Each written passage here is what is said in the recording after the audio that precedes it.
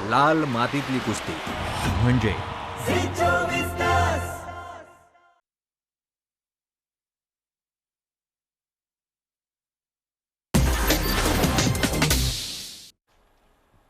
नमस्कार, मी हर्षाली हितगुज या आमच्या खास कार्यक्रमात आपलं स्वागत.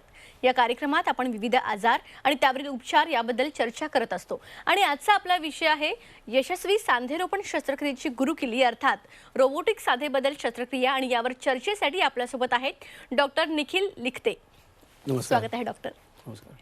डॉक्टर निखिल लिखते हे गेली 18 वर्षे पुणे येथे अस्थिल शल्य विशारद व सांधेरोपण तज्ज्ञ म्हणून कार्यरत आहेत.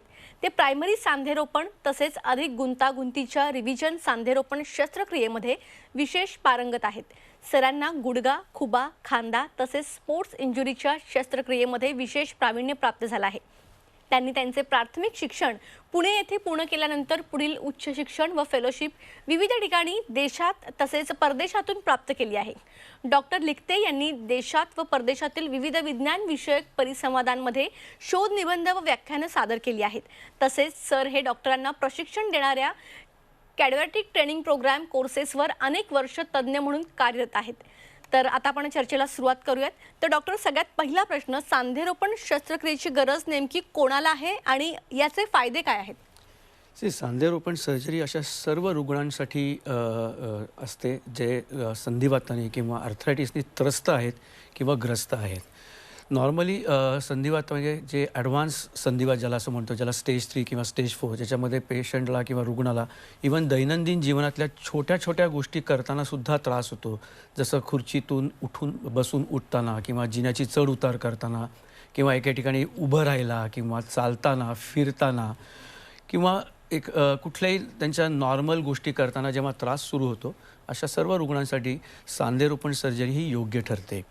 सगळ्यात महत्त्वाचं म्हणजे ज्या रुग्णांचं मेडिकल ट्रीटमेंट म्हणजे ज्याला आपण पेन किलर्स म्हणतो किंवा काही वेदनानाशक गोळ्या, स्टिरॉइड्स किंवा फिजिकल थेरपी, ज्याला फिजिओथेरपी असं म्हणतो, किंवा जॉईंटच्या किंवा सांध्याच्या आत द्यायची इंजेक्शन्स, या सगळ्या गोष्टींनीसुद्धा आर्थरायटिसमध्ये जेव्हा परिणाम होत नसतो किंवा रुग्णाला त्याचा फायदा मिळत नसतो, अशा रुग्णांसाठी संधेबदल सर्जरी ही नेहमीच योग्य अशी ठरते. सो आमच्या भाषेचं म्हणतं की संधिवाताचा रुग्ण ना हा सोशल इनिबिशनमध्ये जातो. सोशल इनिबिशन म्हणजे असं असतं की त्याला बऱ्याच गोष्टी आयुष्यात करायच्या असतात, पण त्या गोष्टी त्याला फक्त गुडघेदुखी किंवा खुब्याची दुखी किंवा कुठल्याही सांध्याच्या दुखण्यामुळे त्या गोष्टीमध्ये भाग घेता येत नाही किंवा तो त्यापासून दूर जायचा प्रयत्न करायला लागतो. तो होमबाउंड व्हायला सुरुवात होते. आणि अशा सर्व रुग्णांसाठी माझ्या मते सांधेबदल सर्जरी हे एक वरदान ठरू शकतं. आता जर म्हटलं आपण सांधेरोपण सर्जरीचे फायदे काय आहेत, तर सगळ्यात महत्त्वाचा फायदा म्हणजे सांधेरोपणानंतर जो आर्थरायटिक सांधा जो खडबडीत झालेला असतो तो स्मूथ केला जातो आणि त्याच्यामध्ये बॅलन्स साधला जातो. त्याच्यामुळे काय होतं की पेशंटची हालचाल ही सुरळीत होते, पेशंटच्या सांध्यामधली मूवमेंट किंवा हालचाल वाढते. पेन कमी झाल्यामुळे पेशंट परत त्याच्या सोशल लाईफमध्ये इन्व्हॉल्व होऊ शकतो. आणि असं म्हणतात की जर चालाल तर चालाल किंवा चालाल तर वाचाल, जे थोडक्यात अनेक आजार किंवा ज्याला आपण म्हणतो की सेन्स ऑफ वेलबिंग मिळवण्यासाठी पेशंटनी चालत राहिलं पाहिजे, कारण चालणे हे चलजीवनाची एक गरज आहे. आणि या गोष्टीसाठी माझ्या मते सांधेरोपण सर्जरी हे एक वरदान ठरू शकतं. बरोबर. डॉक्टर निखिल, सांधेरोपण शस्त्रक्रिया म्हणजे नक्की काय असतं? सांधेरोपण असं आपण विचारलं की आर्थरायटिस म्हणजे काय होतं की आर्थरायटिसमध्ये जे दोन सांधे जिथं किंवा दोन हाडं जिथं एकत्र होतात, त्या हाडाच्या वरती निसर्गाने आपल्याला ना कुर्चेचा गिलावा दिला आहे. हा गिलावा किंवा हा कव्हर जेव्हा खराब होतं तेव्हा आपण सांधिवात झाला असं म्हणू शकतो.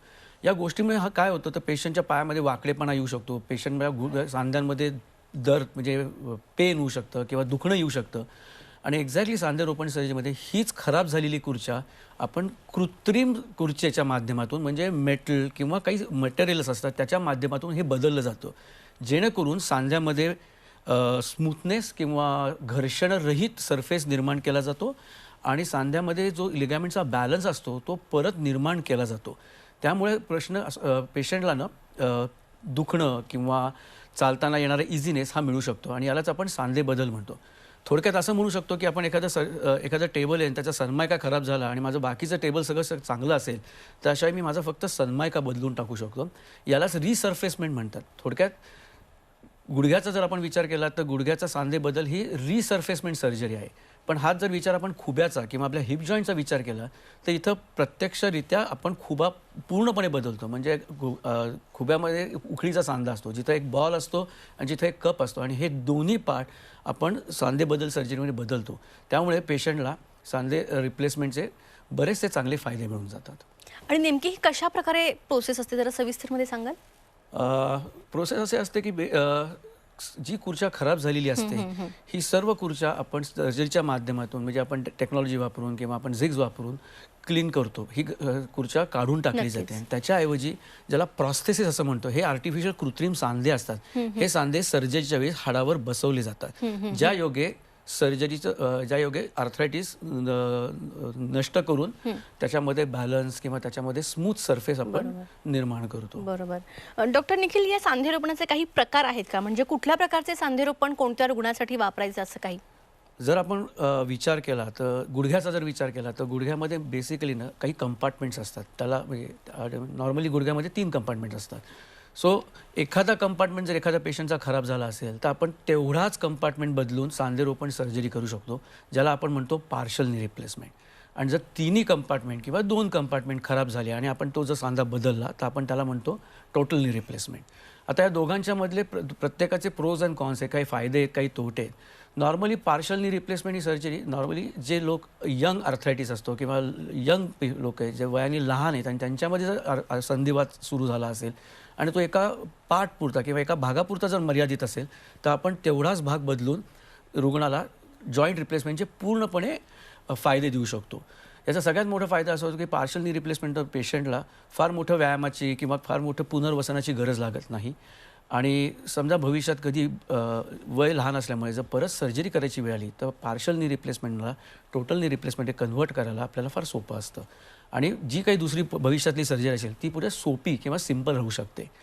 टोटल नी रिप्लेसमेंट हा प्रकार असा आहे की जेव्हा संधिवाताने पाय वाकडेपणा आला आहे, गुडघे खराब झाले, चालता येत नाही, फिरता येत नाही आणि ऑल कंपार्टमेंट म्हणजे सगळे कंपार्टमेंट जेव्हा आपले खराब झाले असतात तेव्हा टोटल नी रिप्लेसमेंट हा एक योग्य पर्याय राहू शकतो. याचा अर्थ असा नाही की समजा टोटल नी रिप्लेसमेंट केल्याने भविष्यात जर एखाद्या पेशंटला पुन्हा कधी कुठल्या कारणामुळे जर सांधेबद्दल सर्जरी करायची वेळ आली तर करता येत नाही का, तर तीसुद्धा करता येते, त्याचा प्रॉब्लेम नसतो.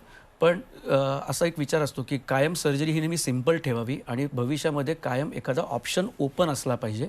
म्हणून यंग पेशंट किंवा खूप ओल्ड एज पेशंट असतील तर त्यांच्यासाठी आपण पार्शल नी रिप्लेसमेंटचा विचार करतो आणि ज्या लोकांना खरंच गरज आहे त्यांना आपण टोटल नी रिप्लेसमेंटचा विचार करतो. बरोबर.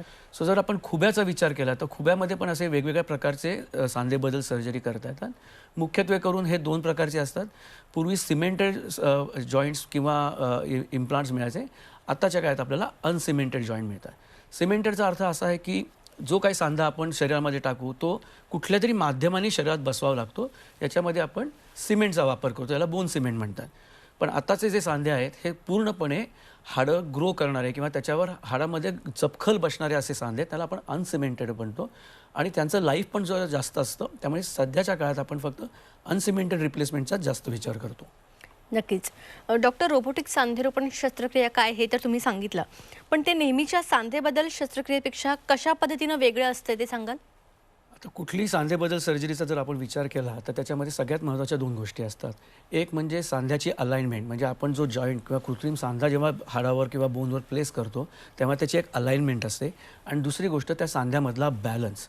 आता कन्व्हेन्शनल टेक्निक किंवा पारंपरिक पद्धतीने जेव्हा आपण रिप्लेसमेंट करत आलो आहोत इतक्या वर्ष, त्याच्यामध्ये सर्जन किंवा डॉक्टर काय करतो तर त्याच्या अवेलेबल स्किलनुसार किंवा त्याच्या स्वतःच्या सर्जिकल एक्सपर्टी वापरून आणि जे कन्व्हेन्शनल टूल्स आहेत त्यांना झिग्स असं म्हणतात ते वापरून सांधेरोपण सर्जरी केली जाते. पण याच्यामध्ये ह्युमन एरर्स किंवा सर्जनकडनं होणाऱ्या चुका किंवा परिस्थितीजन्य ज्या काही चुका असतात यांचं प्रमाण थोडंफार जास्त असतं. म्हणूनच या सर्जरीचा सक्सेस रेट किंवा सॅटिस्फॅक्शन रेट पेशंटला ऑलमोस्ट 80 to 90% पर्यंत मिळतो. पण 10% अशी लोक आहे की ज्यांना खरंच या सर्जरीचा तेवढा फायदा मिळत नाही. म्हणूनच टेक्नॉलॉजी जसं सायन्स इव्हॉल्व्ह होऊन गोष्टी निर्माण होतात त्याच्यामध्ये रोबोटिक्स सांधेरोपण ही असे की ज्याच्यामुळे या गोष्टी आपल्याला एलिमिनेट करता येऊ शकतात. तर सांधेरोपण सर्जरी म्हणजे नक्की काय, रोबोटिक काय करतं तर हे रोबोट हा काय करतो की आपल्याला सर्जरी करायच्या आधीच आपल्या सांध्याचं त्रिमितीय, त्याला 3 डायमेन्शनल इमेजिंग म्हणतो, हे तयार करून देतो आणि त्याच्यावर आपला सांधा कसा बसेल, त्याच्यामध्ये बॅलन्स कसा असेल, आत्ताचे प्रॉब्लेम्स काय आहेत आणि आपण हे कसे काय रेक्टिफाय करू शकतो, हे सर्व गोष्टी रोबोट हे जे कॉम्प्युटर बॅकअप जे मशीन असतं ते सर्जरी सुरू व्हायच्या आधी सर्जनला इंटिमेट करतं. थोडक्यात एखादा सर्जन जर सर्जरी करणार असेल तर त्याला त्याच्याबद्दलची पूर्णपणे माहिती सर्जरी सुरू करायच्या आधी माहिती असते. पण एखाद्या सर्जननी एखादी सर्जरी जर प्लॅन केली ती एक्झॅक्टली सर्जरीच्या वेळेस तशी एक्झिक्यूट करण्यासाठी हे रोबोट्स मदत करतात. म्हणजे याच्यामध्ये degree two degree, millimetre two millimetre फायदा होतो. आणि सगळ्यात महत्त्वाचं म्हणजे सर्जरीच्या शेवटी एखाद्या सर्जननी सर्जरी जशी प्लॅन केली ती तशी झाली की नाही हे त्या ऑन टेबलच आपल्याला डिसाईड करता येतं. थोडक्यात याच्यामुळे अचूकतेचं प्रमाण हे अशक्य जास्त चांगलं असतं. याला म्हणतो हायेस्ट लेवल ऑफ प्रिसिजन, जी आपल्याला रोबोटिक सर्जरीमुळे मिळू शकते. सो हे थोडक्यात रोबोटिक सायन्स आहे. जसं सायन्स इव्हॉल्व पूर्वी नॅव्हिगेशन वापरायचं आहे किंवा पेशंट स्पेसिफिक इन्स्ट्रुमेंटेशन वापरायचं आहे, पण आताच्या काळात आता आपण रोबोटचे मशीन्स असतात. ॲक्च्युली लोकांचा बरंच गैरसमज असतो की रोबोट म्हणजे कोणी ह्युमनॉइड फिगर आहे का. तो robots is not a humanoid figure, पण हे रोबोट कसे असतात, हे मशीन्स असतात. जसे कचरा साफ करायला एक रोबोटिक मशीन असेल किंवा बाकीच्या गोष्टी अनेक गोष्टींमध्ये आता रोबोटिक किंवा आर्टिफिशियल इंटेलिजन्स काम करतो.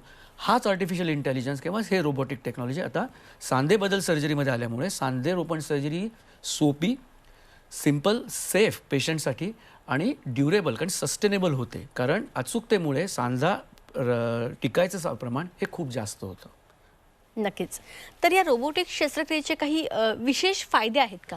100%. कसं असतं की नेहमीच टेक्नॉलॉजी आपल्याला इव्हॉल्व करायला मदत करते. आज आपण जर आजूबाजूला बघितलं, ग्लोबली बघितलं तर प्रत्येक ठिकाणी टेक्नॉलॉजी त्याचा स्वतःचा एक पार्ट रोल करत असतं आणि त्याच्यामुळे आपल्याला बरेचसे रिझल्ट मिळतात. तर रोबोटिक रिप्लेसमेंट सर्जरी पण ह्याला काही अपवाद नाही आहे. सगळ्यात महत्त्वाचं म्हणजे तुम्हाला प्रिसिजन लेवल वाढल्यामुळे सांध्याचं शरीरात टिकण्याचं प्रमाण जास्त होतं. सो पूर्वीच्या काळी आपण जे सांधे वापरायचे होते 10, 15, 20 वर्ष टिकायचे, पण हे रोबोटिक सायन्समुळे हे सांध्याचं टिकण्याचं प्रमाण ड्रॅमॅटिकली वाढलेलं आहे. त्यामुळे पेशंटला त्याचं यशस्वीतेचा रिझल्ट फार चांगल्या पद्धतीने मिळू शकतो.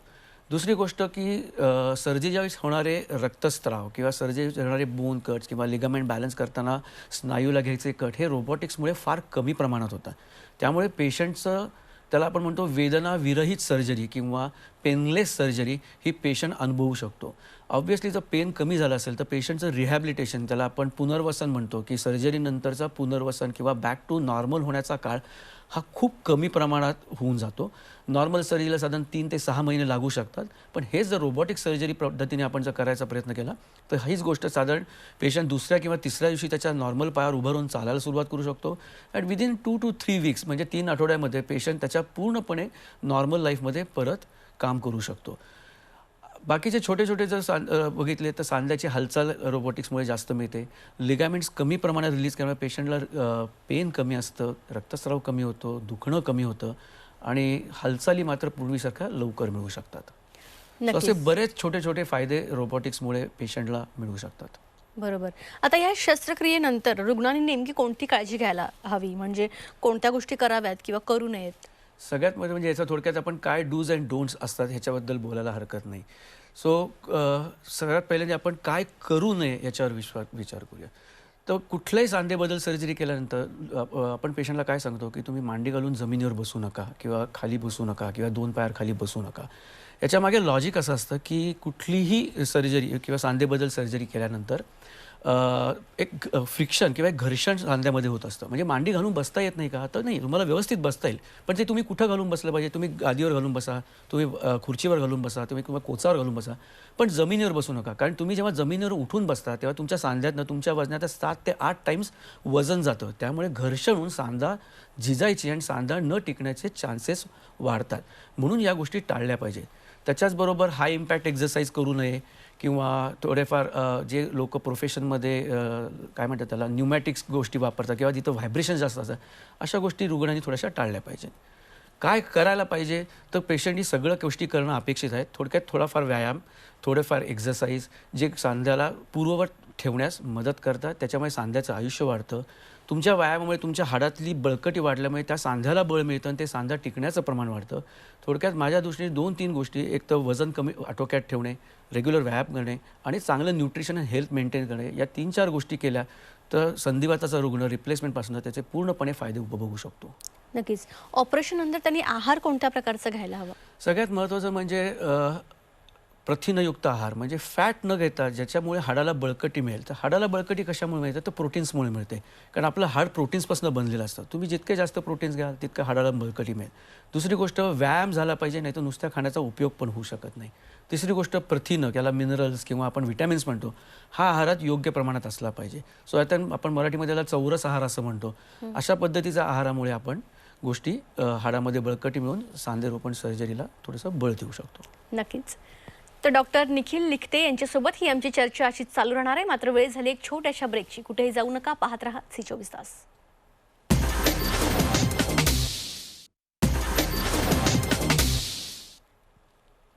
ब्रेकनंतर आपल्या सर्वांचं पुन्हा एकदा स्वागत. आपल्यासोबत आहेत डॉक्टर निखिल लिखते आणि त्यांच्यासोबत आपण रोबोटिक सांधेबद्दल शस्त्रक्रिया या विषयावर चर्चा करत होतो. तर पुन्हा एकदा आपण चर्चेकडे वळूयात.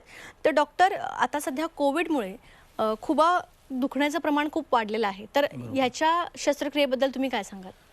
कोविडमुळे म्हणजे ॲक्च्युली म्हणाल तर कोविडच्या ट्रीटमेंटमुळे आणि स्वतः कोविडमुळे सुद्धा बऱ्याचशा यंग लोकांमध्ये खुबे खराब होण्याचं प्रमाण वाढले. कारण खुब्याला असणारा ब्लड सप्लाय या कोविडमुळे थांबला जातो किंवा त्याच्या ट्रीटमेंटसाठी जे स्टिरॉइड्स वापरले जातात किंवा काही मेडिसिन्स वापरले जातात त्याच्यामुळे खुब्याचा रक्तपुरवठा थांबला. त्याला अवॅस्क्युलर नेक्रोसिस म्हणजे खुबा खराब होऊन संधिवात होण्याचं प्रमाण या गेल्या 1.5-2 वर्षात फार मोठ्या प्रमाणात वाढलं आहे. या गोष्टीसाठी आत्ता तरी आपल्यासाठी 2च प्रकारच्या ट्रीटमेंट अवेलेबल असतात.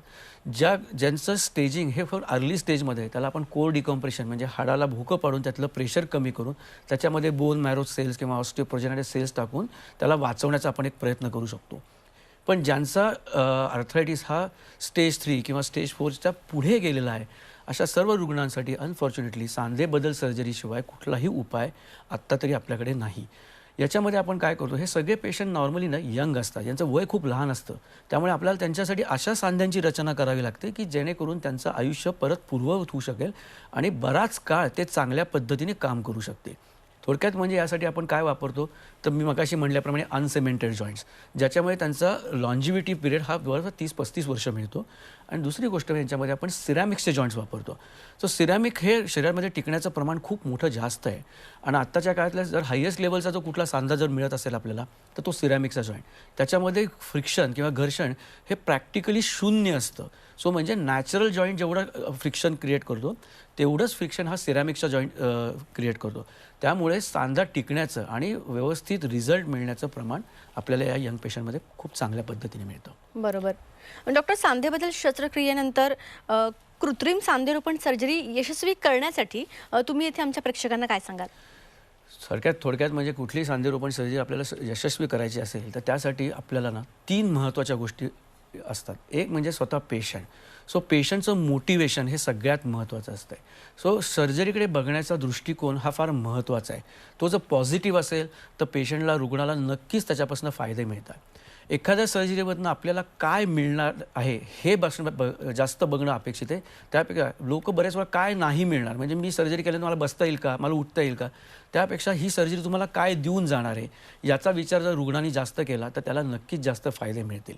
दुसरी गोष्ट म्हणजे रुग्णांनी थोडाफार जो डॉक्टरांनी सांगितलेला व्यायाम सर्जरीनंतर व्यवस्थित करणं फार गरजेचं आहे. व्यायाम ही यशाची गुरुकिल्ली आहे. तुम्ही थोडा व्यायाम करत जा, तुमचा सांधा तुमच्यावर आयुष्यभर राहील. दुसरी गोष्ट म्हणजे टेक्नॉलॉजी. सो टेक्नॉलॉजीचा वापर हा नेहमीच झाला पाहिजे. सो टेक्नॉलॉजीमुळे सर्जरी सेफ होते, सिम्पल होते आणि सस्टेनेबल होते. जसे मी म्हटल्याप्रमाणे नॅव्हिगेशन आहे किंवा रोबोटिक नी रिप्लेसमेंट्स आहे, याचा वापर जर आपण करू शकलो तर याच्यामुळे सांध्या रोपणाचे रिझल्ट किंवा यशस्वीता ही आपल्याला चांगल्या पद्धतीने मिळू शकते. आणि तिसरा शेवटचा पार्ट म्हणजे last but not list is the surgeon. म्हणजे जो सर्जन किंवा जो डॉक्टर ही सर्जरी करणार आहे तो सुद्धा फार महत्त्वाचा आहे. कारण शेवटी मशीनचं काम करतं, पायलटचंच काम करतो. सो या सगळं मशीनला ड्राईव्ह करायला त्याचा मागे एक ब्रेन लागतो, तो असतो सर्जनचा ब्रेन. आणि हेच म्हणून चांगला सर्जन, ज्याचा एक्सपिरियन्स चांगला आहे, ज्याच्याकडे या सर्जरीमधले स्किल चांगले, असे सर्जन निवडणं आणि चांगल्या हॉस्पिटलमध्ये, चांगल्या ऑपरेशन थिएटरमध्ये या सर्जरी करून घेणं हे नितांत गरजेचं आहे. कारण कॉम्प्लिकेशन रेट हा कमी जर करायचा असेल किंवा यशस्वीता जर वाढवायची असेल तर या 3 गोष्टी आपल्याला फार महत्त्वाच्या आहेत. सो खुद्द पेशंट, डॉक्टर आणि त्याच्यात इन्व्हॉल्व असलेली टेक्नॉलॉजी. नक्कीच. तुम्ही या ठिकाणी आलात आणि खूप चांगली माहिती आमच्या प्रेक्षकांना दिलीत, त्यासाठी तुमचे मनापासून धन्यवाद. धन्यवाद. तर आजच्या या कार्यक्रमात आपण डॉक्टर निखिल लिखते यांच्यासोबत रोबोटिक सांधेबद्दल शस्त्रक्रिया यावर सविस्तरमध्ये चर्चा केली. सांधेरोपण शस्त्रक्रिया कशा प्रकारे केली जाते आणि ती नेहमीच्या सांधेबद्दल शस्त्रक्रियेपेक्षा कशी वेगळी असते याबद्दल आपण जाणून घेतलं. तुम्ही यांना स्क्रीनवर जे नंबर फ्लॅश होत आहेत त्यावर संपर्क करू शकता. कार्यक्रमात आता वेळ झाली आहे इथेच थांबण्याची. ताज्या बातम्यांकरिता पाहत रहा सी 24 तास.